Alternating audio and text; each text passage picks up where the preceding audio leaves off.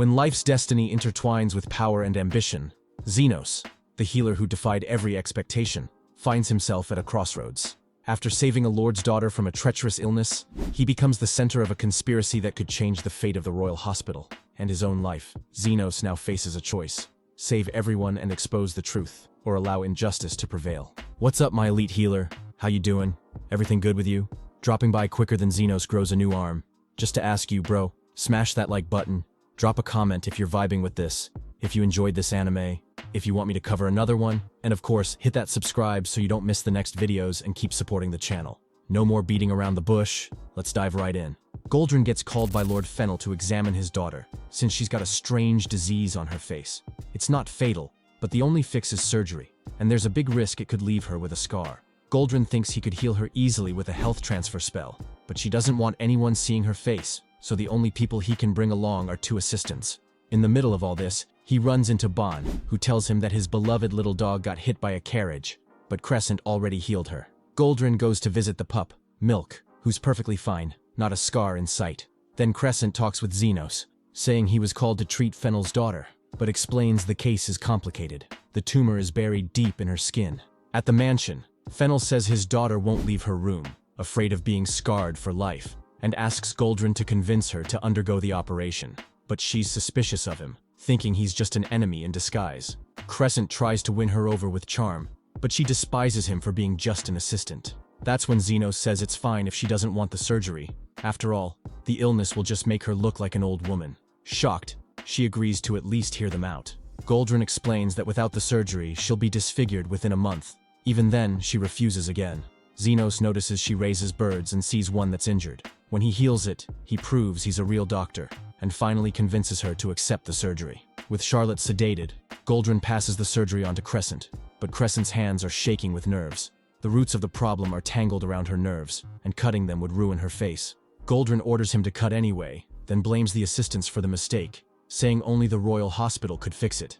That's when Zenos steps in, reconnects the nerves, and within seconds finishes the surgery successfully. Charlotte wakes up fully healed, and remembers hearing Zenos' voice in the room. Back at the hospital, Zenos helps Becker put away the medicines. Crescent arrives with the news that they've been invited to Goldrin's dinner party, something rare for rookies.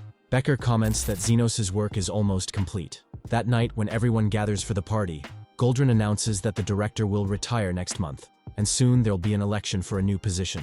He seems confident about winning, since his faction is the biggest in the hospital, and he even has Fennel's support. Meanwhile, Lily finds it strange that Crescent's all by himself, thinking he's not very popular with the ladies, and even suspects he might have invited Uman. She figures he must like her since he's always teasing, but he explains that as long as Zenos is around, he's good. Goldrin asks everyone to feel proud about being part of his inner circle, but Zenos, wasting no time, starts digging into the disappearance during the party. He questions Bon, who's drunk, but the guy remembers nothing, just says he liked Afrid, because he was the only one who ever talked to him, since Goldrin had ordered everyone else to avoid him.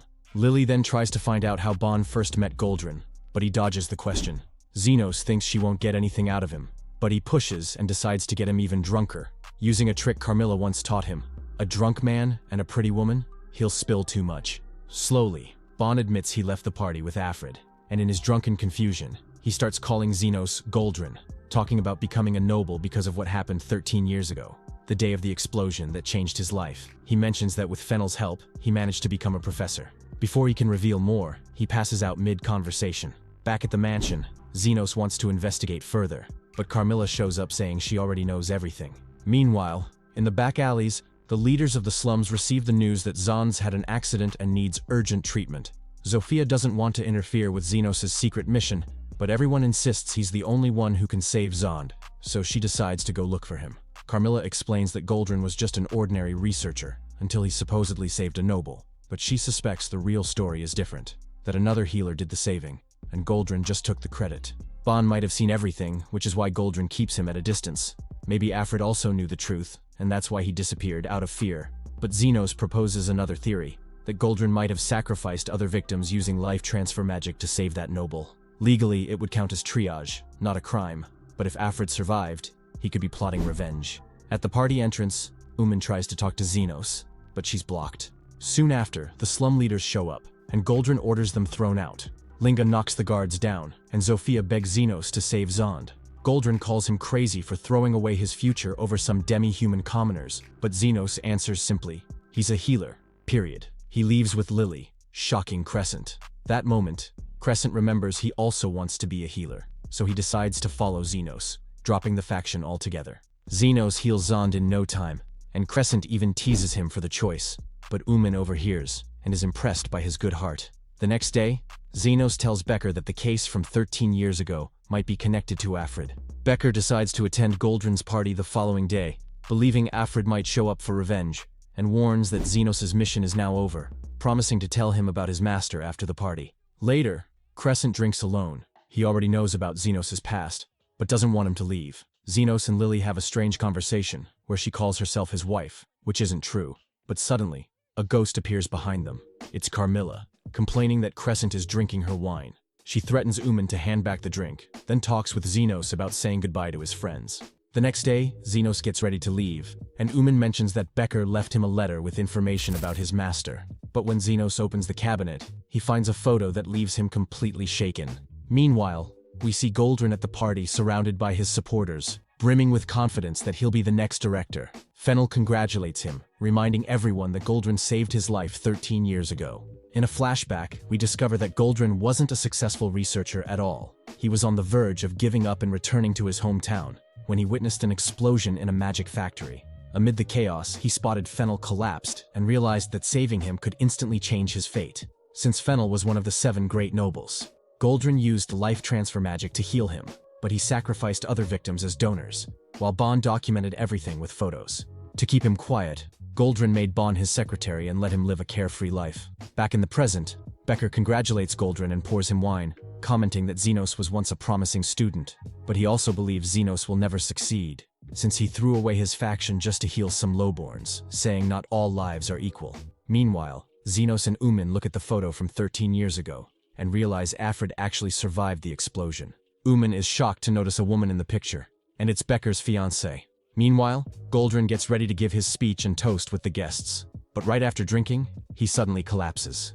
When he wakes up, he finds Becker waiting, who reveals that he poisoned everyone, so they'll die, unless treated within an hour. Goldrin realizes his own drink was less potent. He's got 2 hours left. Becker explains that he's recreating the events of 13 years ago. Old photos reveal that Goldrin sacrificed other victims to save Fennel, including Afrid and his wife. Becker challenges him. Who would he save first this time? Goldrin declares that if Becker has an antidote, he'll use it to heal himself first, before saving Fennel. But Becker reminds him that since his poison was weaker, Goldrin now has the strongest life force in the room, and he could use it to save everyone else. At that moment, Zenos arrives with his friends. He says they discovered the photos, and suspecting Becker, realized he poisoned everyone to reveal the truth and demand justice.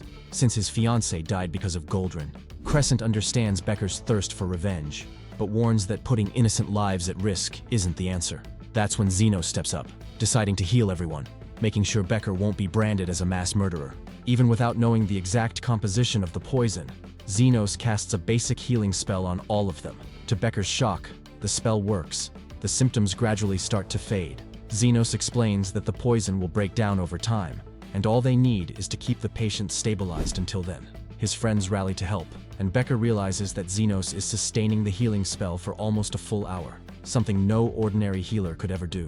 He then remembers that his fiancée became a healer to save lives, but Goldrin killed her, and he doesn't deserve to be director.